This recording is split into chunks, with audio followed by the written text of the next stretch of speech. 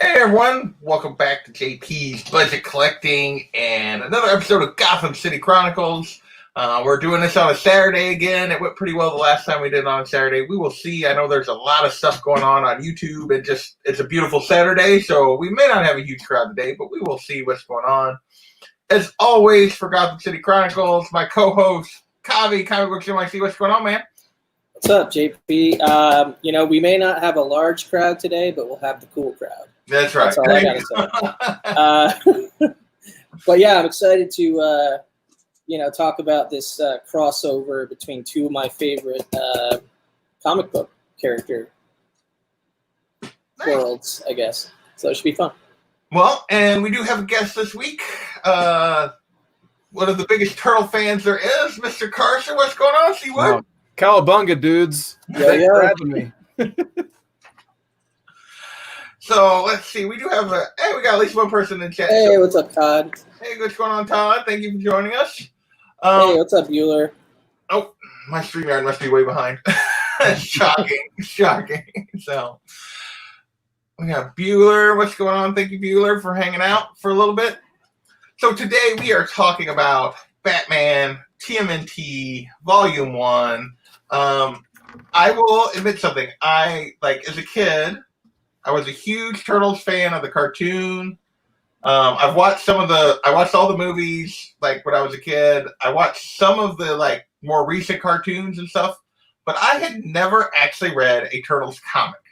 Oh wow! Okay. I just never bought or read any Turtles comics. So this is the first time I read the Turtles in this form.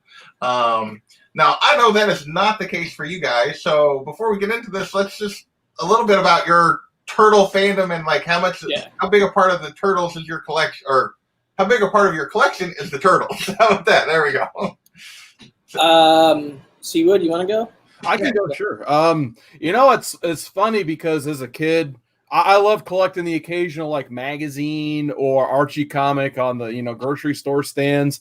I was never hardcore in the actual comic aspect. For me, it was all about action figures, the cartoon, and of course that 1990 movie. It's still one of my favorite movies to this day. It wasn't until really recently I started getting into the IDW run, and of course getting them the hardcovers. They have some beautiful hardcovers that collect the original stuff too.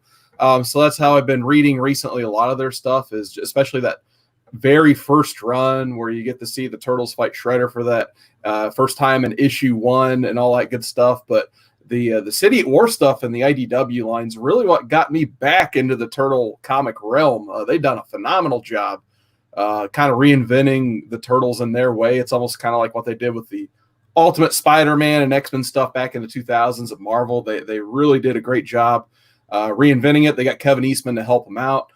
So that's pretty much what's dragged me back into the Turtle realm is the recent comics. That's very similar to me. I guess I was, as a kid, obviously obsessed with the 1990 movie and the follow-up movie and the cartoon show, and I had toys and figures and all that stuff. I wish I still had a lot of that stuff. A lot of that stuff was given away, basically given away at garage sales and things like that before I went off to college. You know what I mean? But I didn't read comic books when I was 6, 7, 8, 9, 10 years old for Turtles. I think that the Volume 1 is probably was a little bit too adult, honestly, for me back then. Just thinking about it now, because I have read a good chunk of the Volume 1 now. I haven't read the whole thing, but I am collecting it, so I'm trying to read and collect it simultaneously, I guess. So it's a big part of my collecting goals right now. I think I put out a video where I showed a whole bunch of Volume 1 stuff. So that does mean a lot to me, the Volume 1 stuff. But like Seawood said, from a reading standpoint, it's the IDW run that sort of got me back hooked into the Turtle world. And I've been really, really enjoying that. And this is the first offshoot or hybrid or crossover or whatever that I've ever read. I haven't read Volume 2 of this or Volume 3 of this or any of the TMNT Power Rangers stuff. Or I'm not sure how many other crossovers there have been outside of Batman and Power Rangers. Do you know, Carson? Have there been other ones? I think in terms of the Power Rangers, I think they're still working on that first one, ironing out, that whole thing because, obviously kind of, I think COVID interrupted a lot of the mini series, but I can only think of the most recent one. The crossover wise, the ones I can think of were the Image crossovers back in the 90s where you had Turtles, Savage Dragon, and then when they were in the garage, they still had Turtles, Flaming Carrot. I just found an issue of that for 20 cents the other day. So they have a rich history of crossover. I've checked out some of the Turtle Soup stuff, that stuff, and also the Tales of the TMNT stuff, which are kind of like side stories and stuff. But I haven't read the image stuff. I haven't really read any of the image stuff. Yeah, it's pretty nuts. I want to sit down and read the whole thing one day, but I read at least the first 3 or 4 because I found them way back when too. And Raph has one eye. I think Donnie has a cybernetic arm. They go insane in that book. Yeah. Sounds very Image. Mm-hmm. 90s. Yep. Hey Sam, what's going on? William, what's up, thank you Sam? for dropping in. Ruben, what's going on, my friend in Florida? Yo, Ruben. You're doing well on this Saturday. So let's dig into this. Do we want to start? Where do we want to start? Kevin, we want to start art, or we don't want to start with story on this one? Up to you, man. I mean, let's start with the Freddie Williams, the second art here. What do you guys think of the art in this one? The character designs and just the overall art on this one. I mean, I like it. Okay. I mean, it's not my favorite, I guess. I wouldn't. It's not the part to me where I after reading the mini, I didn't walk away championing the art or anything like that. But I didn't really feel too many negatives about it either, I guess. So it's kind of right there in the middle for me, where it's I thought it was pretty good, but it to me it wasn't it wasn't mind blowing or anything like that. It wasn't the highlight of the book. I think the story and just the characterization and some of the humor and stuff like that, I enjoyed more so than specifically the artwork. But I like the kind of grittiness of it, and I like the character designs. I didn't really notice anything that I didn't like necessarily. So that's where I'm at with it. What you, Carson? What do you think of the art in this? Well, it's kind of funny. I met Freddie Williams back in, I think, 2006, and I got a Robin Hood sketch from him way back when in my book.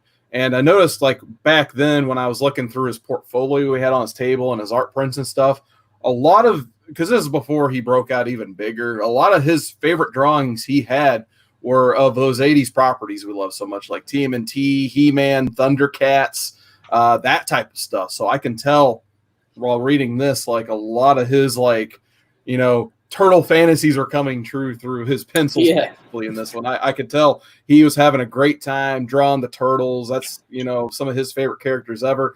I really enjoyed the art overall. That all being said, I think he's kind of one of those artists, in my opinion. I like his almost creature style drawings more than his human drawings, meaning I really like the way Raphael, Leonardo, and Splinter look, but his Batman looks a little blocky to me. It's okay overall. I kind of feel the same as Kavi on that, but on this double page spread, for example, that was one of the first part. I mean, this is pretty early on. I think this is the first issue, right? Or maybe the second issue. First issue, I think. But this is one of the first kind of okay, I had to stop and appreciate it style pages, and I really, really like that one. But I would agree with you, man. I didn't like the Casey. I didn't like the April O'Neil and the Casey Jones as much as I liked the Turtles, Splinter. The Batman was okay for me, but I did notice some of that blotchiness that you just mentioned. I did like your Shredder though. I thought he did a really awesome Shredder. I like the Shredder too. There's another great splash page here. I think in the first issue. Let's see where it is. Yeah, I'd have to agree with you guys on that. Like, I really enjoy the way he draws the turtles. I really enjoy the last page where he reveals the villains that have like the mutagen. I think his Shredder is solid. I do not like his Batman. I'm not a big fan of the Robin design, the Batman design. Most of his people, other than Shredder, I'm not a huge fan of the designs.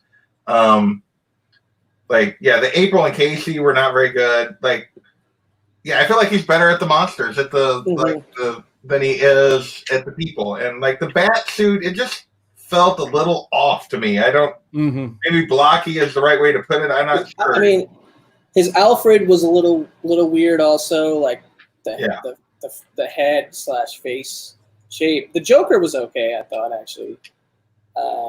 Wasn't in the story that much. But not really very hard in the story very long. So I kind of feel like there's a reason they started to conclude with like, let's just make all the villains weird monsters toward the very end. I feel like that was to Freddie Williams' strengths. So I think that's why they went in the direction maybe toward the very end. I mean, the Ra's al Ghul was okay, I thought. Yeah, I didn't particularly like Ra's. I will say, like the Shredder, and you showed that splash page already. Yeah, that's a great splash that page is like great, and I think part of it is, I'm not sure why I like the Shredder so much, but compared to everybody else, his penguin design is not too bad, but like I didn't mind the penguin design. I didn't mind that one.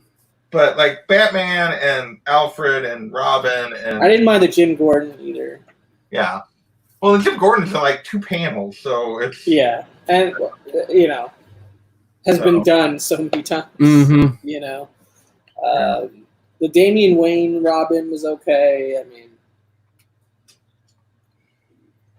also this book had so many variant covers. Like like so many. Like this is the trade, and where my bookmark is right here at the end. There's literally like almost 20-something pages worth of variant covers.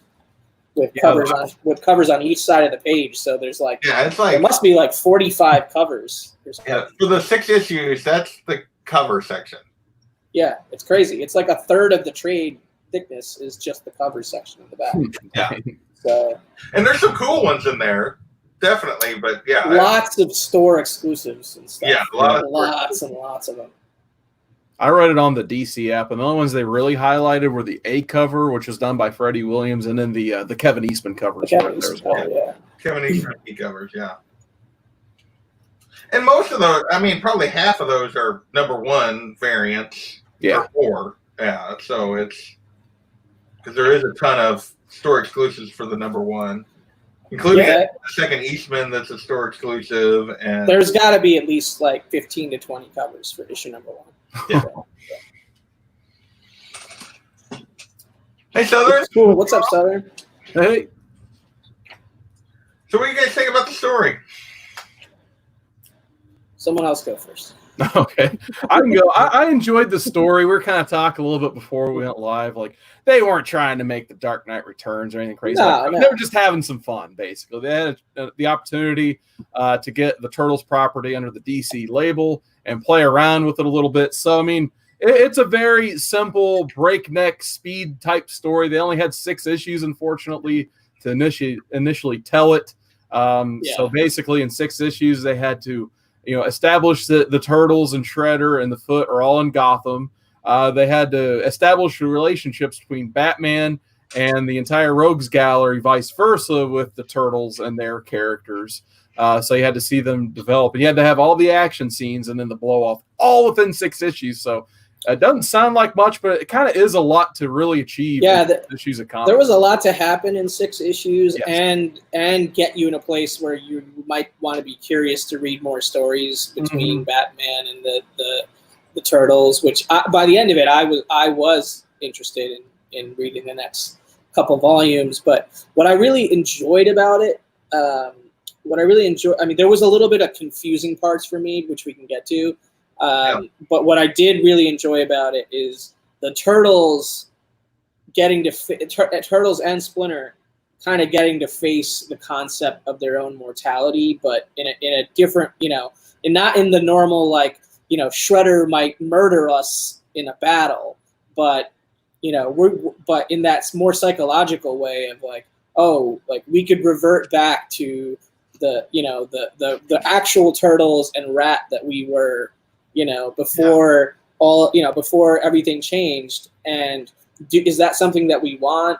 Is that something, or is that something that we should, fight hard to, protect our, powers and what happened to us, and how we became a family, and how Casey and April rely on us, and all this other stuff, all these emotions that are connected to the Turtles world, kind of played out in the Gotham world, where they're all of a sudden in a different universe kind of situation, and and as a result, the mutagen powers eventually would dissipate, right? And they were trying to figure out a solution, Trying to figure out how to get back to their version of New York City and keep their powers. Like, that's the sort of core point of the story from issue 1 to issue 6. So, as someone who's never read, like, obviously I've seen the movies and the cartoons and stuff, but I've never read Turtle comics. How consistent do you think the characterization of the Turtles and Splinter is in this versus like a typical Turtles comic, and like the IDW run and stuff that you guys have been reading? Is this pretty close to, like, is this very consistent or not? It felt pretty consistent for me. I mean, I don't know what you thought, Carson, but I thought it was pretty good. Yeah, I was going to say, I feel like if James Tynion wasn't working for DC exclusively, he'd be almost over IDW helping out with the Turtles. Agreed. Yeah, he has the voice pretty down. Exactly. Yeah, I feel like he's read a lot of the same stuff I read when I was growing up. I know he's a big fan of like Tim Drake Robin and Connor Kent Superboy and that stuff. And of course, like I said earlier when I met him, he had a lot of Turtle artwork on him. So I think he definitely nailed the voices very well. Like Raphael, obviously dead on. Mikey and Alfred's like mixed together was absolutely hilarious. That almost made the book for me. And of course, like getting to see Donnie have that moment where he gets to enter the Batcave for the first time. Oh, yeah. And he's just having a ball sitting in front of the Bat computer. And then, of course, you round it out with Leonardo being, the wise one of the group. And as well, just the characterization. I love the dinosaur. Like, the dinosaur joke. Like, Mikey obsessed with the dinosaur. Popping into the plot. So good. But yeah, I like in the fight scenes as well, where you even have Raph. He's always just rushing in and doing something stupid. That's something Raph would absolutely do all day. He gets himself hurt. Meanwhile, like when there's like that person they have to fight that usually takes them all out, like Leonardo is the only one. Like when they fight Batman, for instance, the only one who can go toe to toe with Batman's Leo, because Tynion knows he's the best fighter of the group. Right. Yeah, and I thought he nailed like I don't want to say typical, but a lot of times Raph's character arc is the one that's like creating the emotional, the full circle emotional connection usually comes through Raph, because, he'll be upset about the way, something is going down, which, often leads to, drama or splits in the group or whatever. But then by the end of it, he'll be the one bringing everybody together to do the right thing. You know what I mean? And that happens again here. And that's a very Turtles trope, I would say. Yeah, I agree. Yeah, especially like he's so frustrated with everything that's going on. And he leaves the Batcave. I like the little gag, though, where, he usually storms off and leaves and hangs on a rooftop by himself. But Wayne Manor is so far away from everything else. He just has to walk in the rain. Batman's just like, don't worry about it. I'll just go pick him up. And then he takes him to Crime Alley and kind of explains his actual origin. And that was cool. Gets through the Raphael. I thought that was a really cool moment that I didn't. Yeah, I thought that was really cool. And that was like, oh man, they're going to go through the origin. And that's how Raphael's going to be like, you know what, this Batman guy, he's not so bad, Like I thought that was very smart. Great writing. Yeah, and I think that's like one of those type of moments, like if you're only a Batman reader or you're only a TMNT reader, it's a good bridge to bring those two types of readers together. For sure. They exist basically. So if in that moment, if you're not familiar with Batman for whatever reason, you've been living under a rock and you kind of aren't familiar with his origin, it's a great way to bridge those two characters I together. want to find that person and Yeah, have, I know, me too. have a conversation with that person. Batman, what's that? I will say that like I do really enjoy that moment. I do feel like it's a little like I'm a little surprised that they went there, like that Batman would go there that quickly, but also the fact that they're from another universe and they're might not have more than very much time. I can see how he would quickly go there with them, with Roth. I do feel like it's very much more a turtle story that features Batman than a Batman story in any way, shape, or form. Like, I feel like the turtles get way more to do and way better characterization throughout it. And it's really just Batman, like, trying to figure out what are these people or creatures that are in my universe, and how do I get them home? Well, the big emotional carrot for Batman in this is the fact that every year around the anniversary of his parents' death, he likes to be alone or whatever, or he just likes to kind of shut out the world and kind of like commemorate his grief or something, you know. Yeah. But in this, the experience he has with Splinter and the Turtles and bringing a family back together, I guess, emotionally inspires him to spend more time with his son, Damian, and be with Damian and Alfred on the anniversary of his parents' death. So that's like the emotional arc of Bruce Wayne in this story, which isn't nearly as big as the arc that the Turtles and Splinter go through, facing their mortality and everything, but it's still meaningful, I guess. You know, it's still I think it's still an appropriate sort of arc for Batman in this mini. Yeah, I kind of agree with you, JP. How it was more of a turtle story. I felt like the main premise of it was the Turtles and Shredder and the Foot got thrown into Gotham, and now the Turtles they're kind of taking it among themselves to clean up the mess that I guess they feel like they may have created, and Batman is just there doing some detective work and defending Gotham, basically. But to your point, I do like the Bruce Wayne becoming a little bit more human during the anniversary of the death of his parents. Maybe you guys can correct me if I'm wrong. Wasn't there also a story where the same thing happened, and instead of grieving by himself, like one of the Robins, probably Dick, went and got him, and they all watched, like him and the Robins all watched Mask of Zorro together with Alfred? I think it was an annual or something. I can't remember which one that was, but that was also another touching story, pretty much the similar vein. Yeah, I think that might have been in an annual or something. I feel like I have seen that story somewhere, but I can't remember. You mentioned it, and it reminds me, but I can't remember which exactly it's from. So, yeah, I would say, you know. So overall, what did you guys think? Like enjoyment level on this one? Where are you guys at on this one? Yeah, I mean, I don't know what rating system we're using here, but whatever rating I guess you want to use. I mean, if I'm using the 5-star system, I would give this a 4 out of 5 stars. If I'm using the CGC grading, I'd give it a 9.6. I guess I don't know. It's like it's not a 9.8, but it's a really strong 9.6, and it's I like it. I liked it quite a bit. It didn't have the kind of like. Like I didn't go into it expecting like Jonathan Hickman, like, freaking level of depth and complexity, like I wanted a clean, easy, fun read, and that's exactly what I got. So I was happy with that. So I would pretty much agree with that. I'd probably go ahead and give it like a 9 too if I had to rank it on the old CGC. Yeah, there you go. Very fine. Same thing. I wasn't expecting Dark Knight Returns or like the big Jonathan Hickman epic story. It was just, a 6-issue opportunity that had to cross over the characters.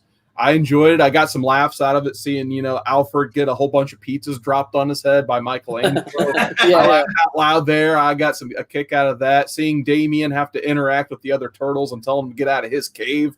That was a lot of fun. So, and just seeing the villains interact. A lot of fun. With some turtles. A lot of fun moments, a lot of funny moments and stuff. I really dug a lot of those scenes as well. Yeah, I would say like overall, I really enjoyed it. It was fun. I would probably be a little lower than you guys. Like 8590 probably, like on a CGC scale, because I don't know that I'll ever read it again. Like, Right. Sure. there's nothing here that's going to draw me back. Like, I really enjoyed it. I don't know that I would either necessarily. Yeah, but- like, I really enjoyed it. I'm glad I read it. And it's going to go on the shelf. I do want to see the Batman TMNT animated movie. Is the do you guys know if the story's any different in that? I haven't watched that. I have no idea. Honestly, I was probably supposed to be the guy that has seen that, but I also have not seen it either. All right, so none of us have seen it. Okay. None of us have seen it. So there you go. I do recommend the third volume though of Batman TMNT. The latest one. It goes into that amalgam universe style, like, you know how DC and Marvel crossed over in the 90s and merged their characters. Yeah. The story actually starts off with Batman fighting with TMNT hybrid characters, where each turtle has been merged into a Robin. And then Shredder gets merged into Joker, and I think Krang gets merged into, I don't even remember who Krang. Oh wow! I think actually Krang gets merged into the Anti-Monitor.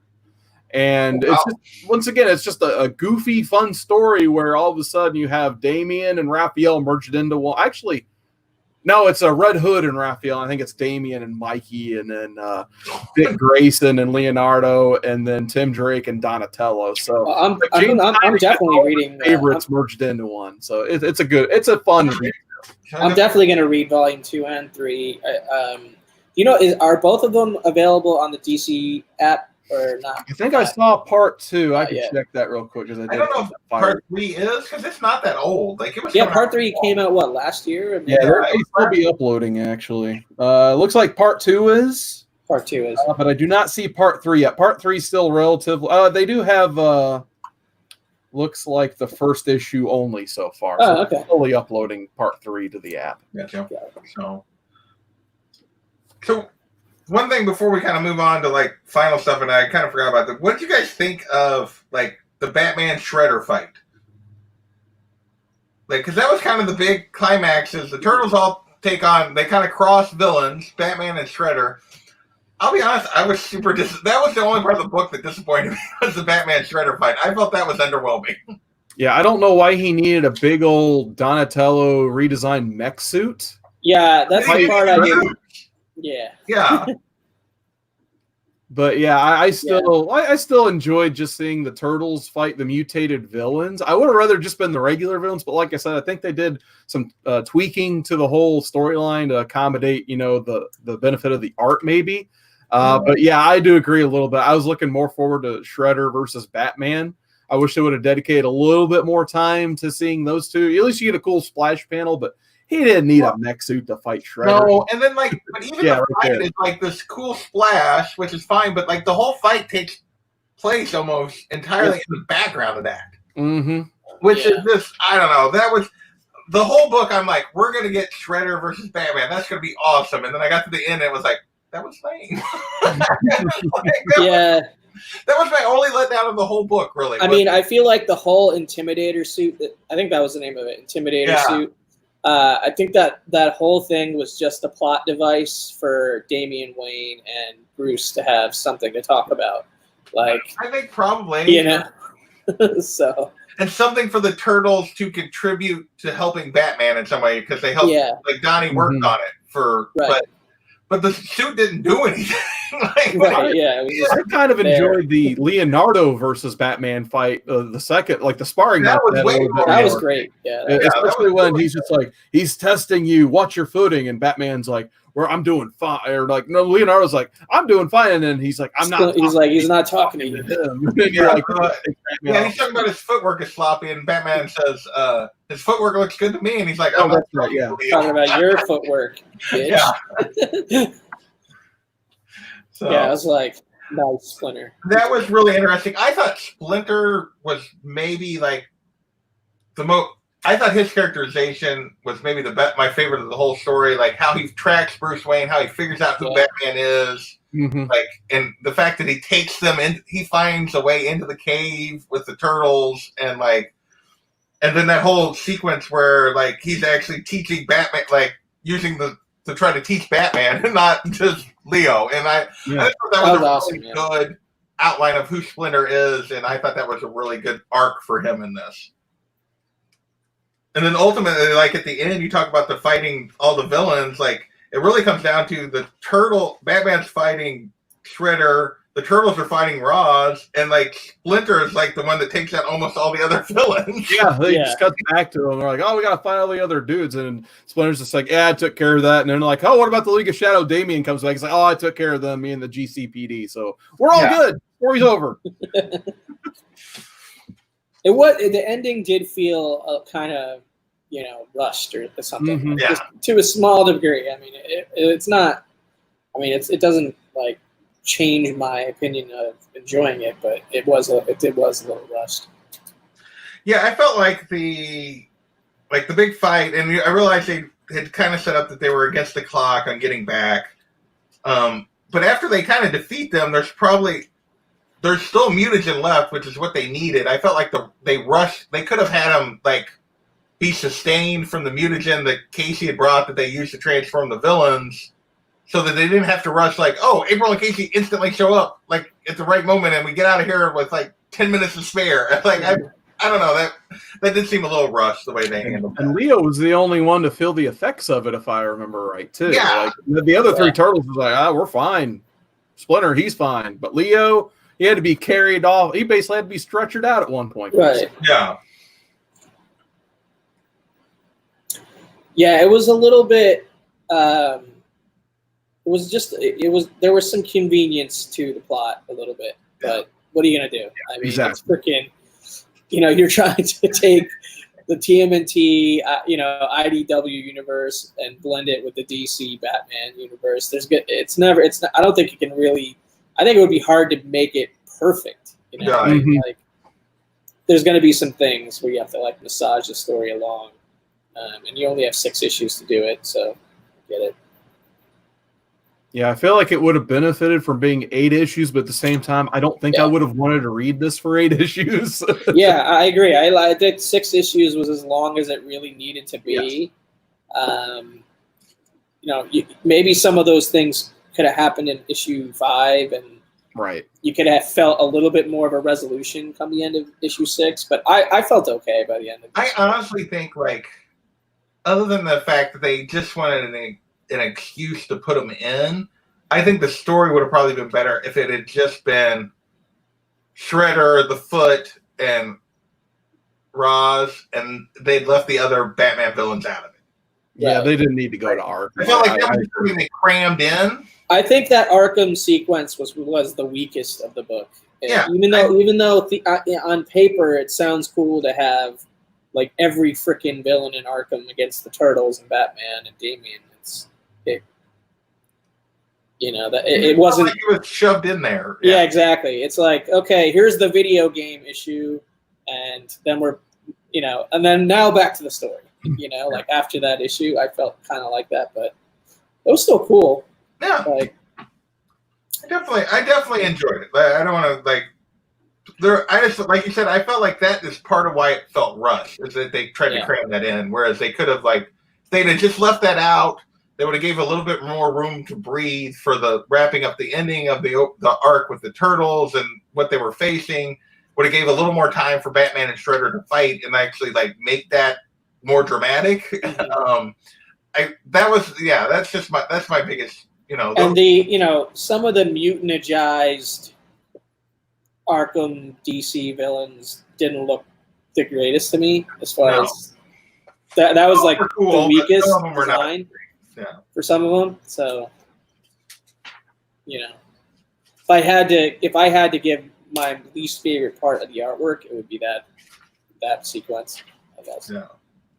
Like most of them, I could at least figure out what they were. I never did figure out what the heck Harley was supposed to be. Yeah, all I know is Splinter ended up using her mallet toward the end. Yeah. That mallet. I don't even know what kind of animal she's supposed to be. I think Joker was a snake, which I thought was kind of cool. I would have liked to just see only that. Yeah.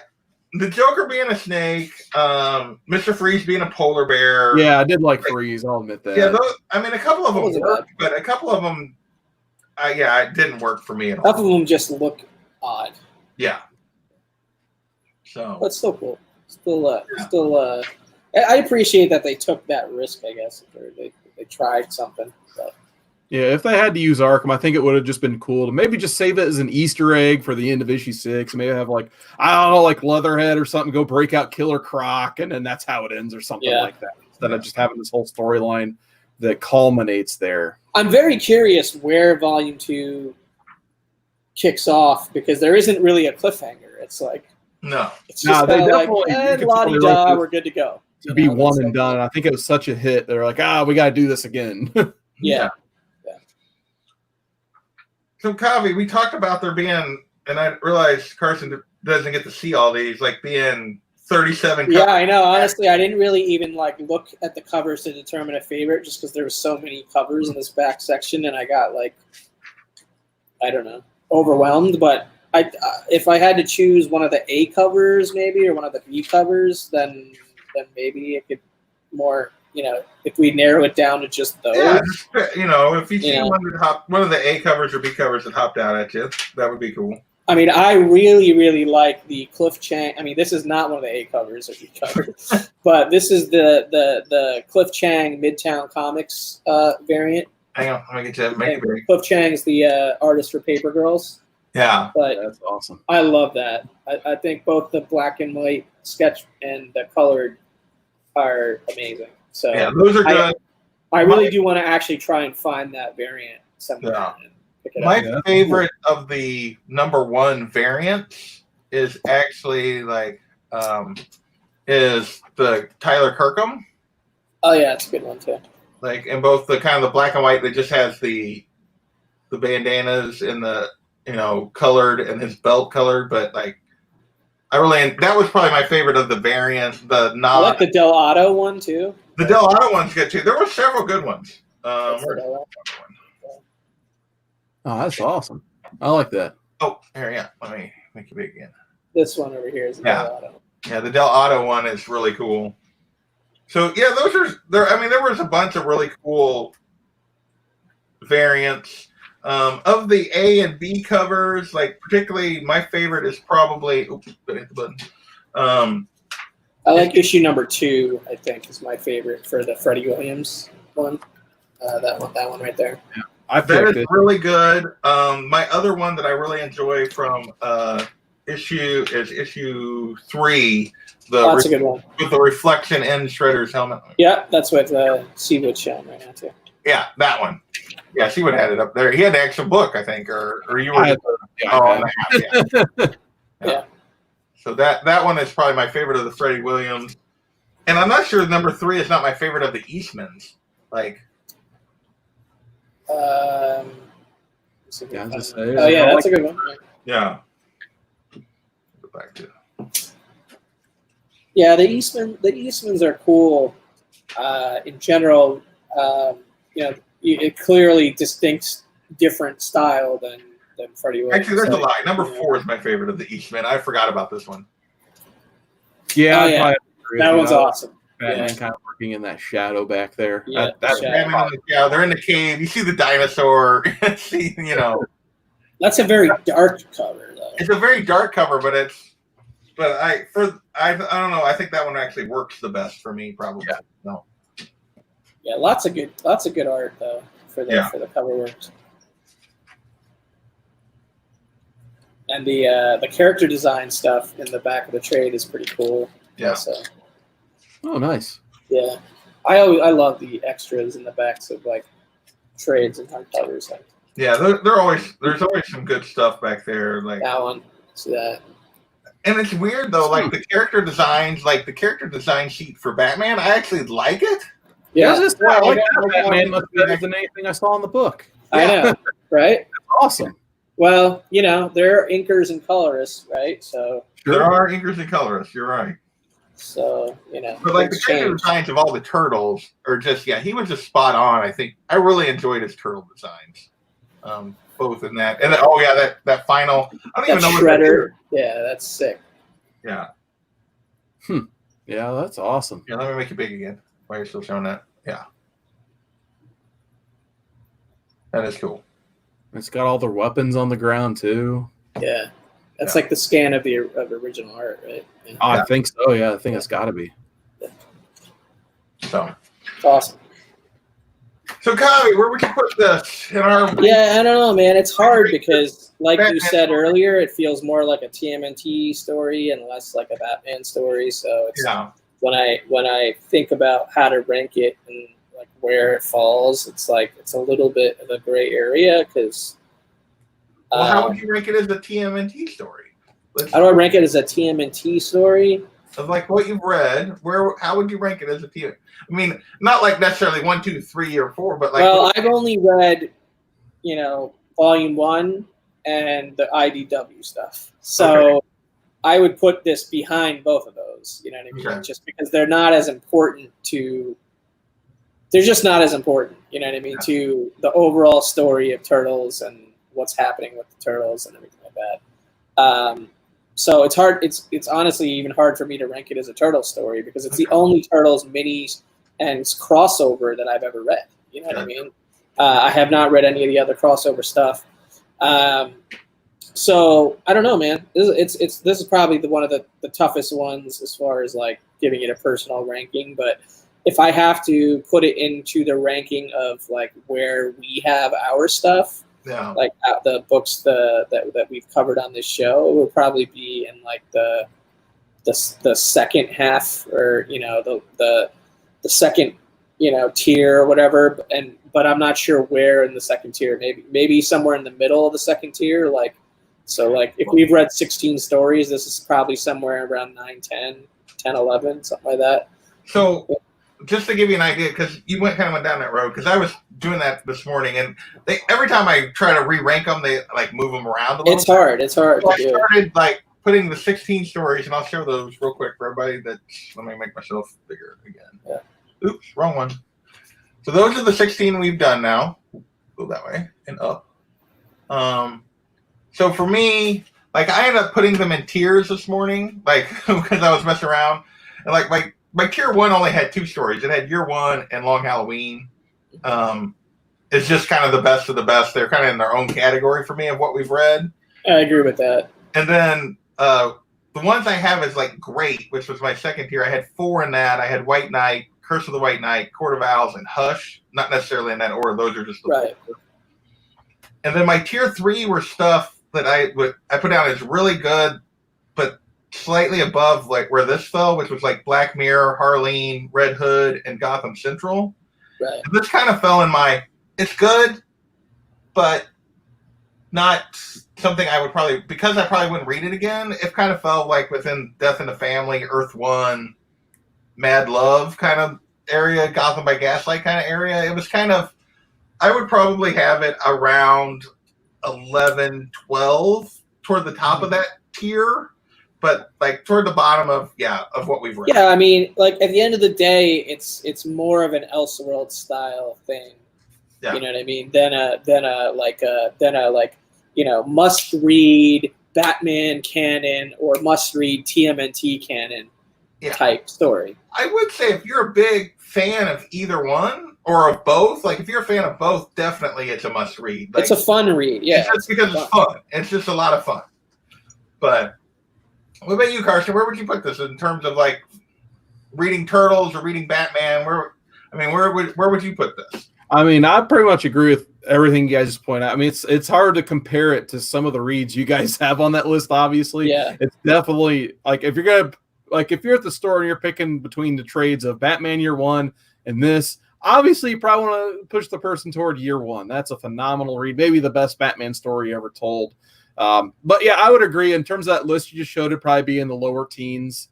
It's a good introductory book, like I said earlier. If someone has read a lot of Batman but not a lot of Turtles or vice versa, it's a good merging of the two properties. You get what you need to out of each of the characterizations, and you can move on from there and look for suggestions if you like the Turtles enough after you read this or Batman or anything like that. But yeah, I wouldn't go like, oh, this is the greatest thing ever or anything like that. I think on that list you just showed, if you had to rank it on that list, it would definitely be in the teens. Yeah. All right. Well, you guys got any other final thoughts before we wrap this up? I guess my final thought on this book is that it's good enough for me to want to keep reading these crossovers. So I hope that more. I just hope to see more crossover style stuff. You know what I mean? Like, I think this is the first crossover that we've read on this. Yeah, I mean, we've read a lot of Elseworld stuff, but we haven't read crossover. Yeah, we haven't specifically read any crossovers until this one. I like the idea of the Batman universe crossing over with other properties in general. I just think it's cool and fun. So, yeah, if anything, it's going to make me go check out more crossovers in general. Like this, like I'm not a big Power Rangers guy, but this kind of makes me want to get curious. After having read this, I'm open to reading the Batman, the TMNT Power Rangers, right? Right. And I don't know. I think this has whet my appetite a little bit for reading crossovers. Yeah. Yeah. Sure. Hey, Kachung, sorry, we went a little early today, so we were wrapping up. But what about you, Carson? Any final thoughts before we move this on? I mean, just big thanks for allowing me to read this again. I think I can't remember if I finished this the first time, so getting a chance to reread this with you guys and just first time I've read them all in sequential, or just thanks for making me sit down and read this because I really did enjoy myself doing it. So other than that, just turtle power. Yeah. There you go. Well, that might be the best way to end. But Kavi, do we want to discuss? See if there's anything we want to do next, and see if anybody in the chat's interested, or do we want to just do that off air and hit we could do. I don't care. I mean, we could do it. It's up to you. Okay. Well, on your channel. Well, we're not at an hour yet, so this is a stack of stuff of Batman stuff I currently have that we have not done for the most part, except for Dark Knight Returns, but we're continuing to wait on that. So yeah. So I have like the Prelude and the first 2 volumes of Nightfall. Nice. I have Robin Year That's such One. a long one, though. Yeah, I was gonna say that's a multi-parter right there. Yeah, you have to do that in multiple shows. Mm-hmm. I have Robin Year One. I have Batman Year Two. Okay. I have Batman Whatever Happened to the Caped Crusader, which is Neil Gaiman, but it's only it's literally like 2 issues, so it's a short one. Yeah. And then I have the Batman and Robin Grant Morrison run. But that doesn't mean we can't find something else. That's just I don't have any of those. Okay, well, there you go.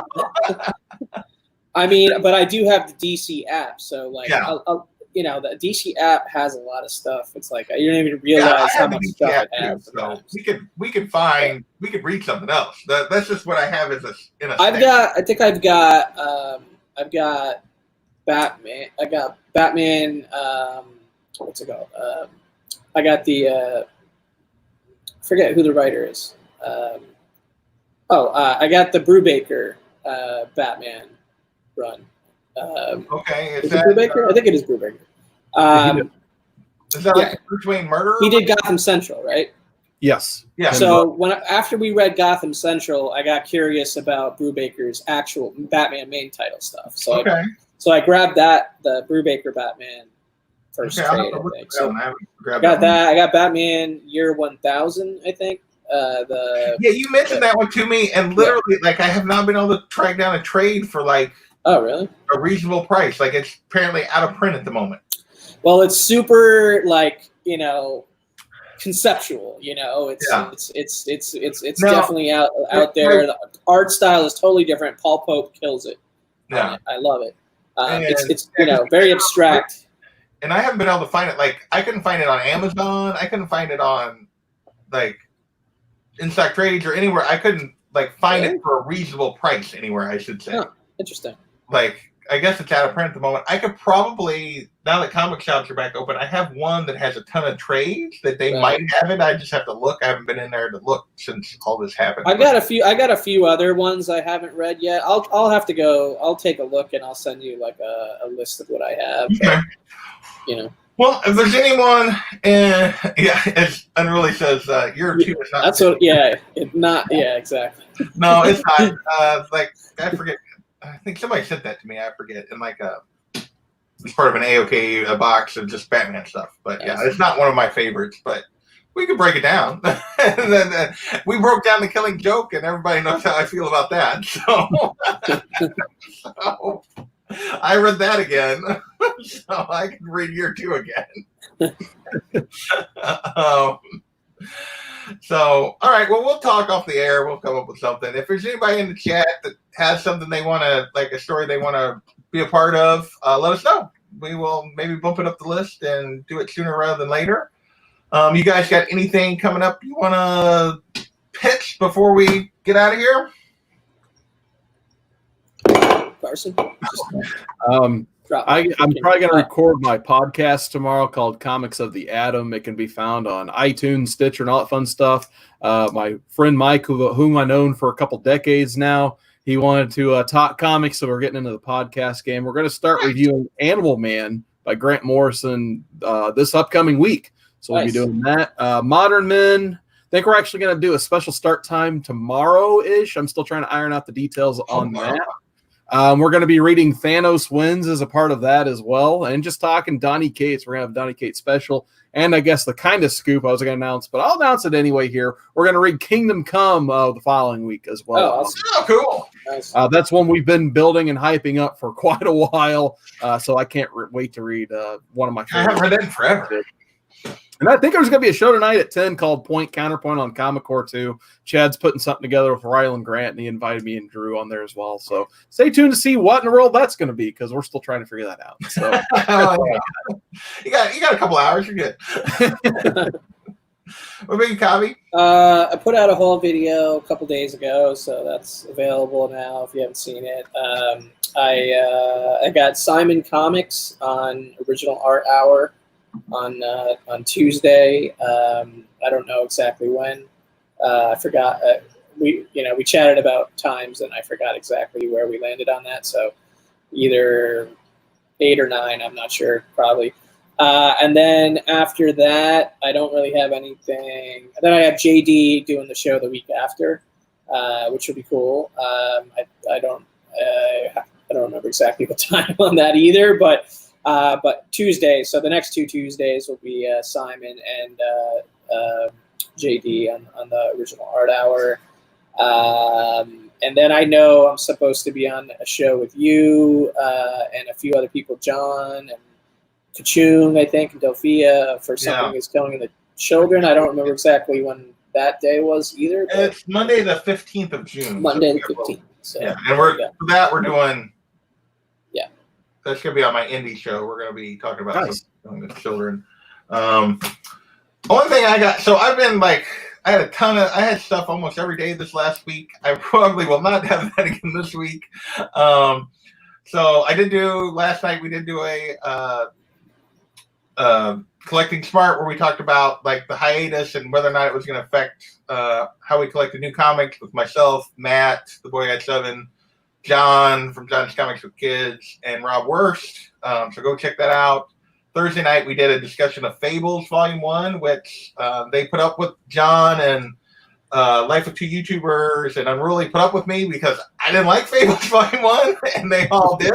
So I got to go back and watch the rest of what I missed, because I actually want to read it before So I went on mute as soon as you guys actually started talking about the book. And so I'll have to watch it for real. You have to watch it. So John is sending me volumes 2 and 3 because he's convinced that if I keep reading, I will like it. So we will see. So we'll come back to Fables at some point. And then this Thursday, tomorrow night, I'll probably do my Sunday show for a little bit. Not sure what I'm going to talk about, but I'm never sure what I'm going to talk about on that. And then after that, I'm on White Whale's channel. We're playing D&D again tomorrow night. And then this coming Thursday, the only thing I have for sure this week is we're doing Monstrous. Myself, Los, Daymares, and Tacoma Comics are going to be talking about Volume 1 of Monstrous. So that's a good book too. I will say, I won't say anything else, but the art in this book is ridiculous. Art's fucking mind blowing. Sorry, I cursed. It's just amazing. Every page is just holy moly. So, but we'll talk about that on Thursday. So, Unruly still mad at me because of my take on.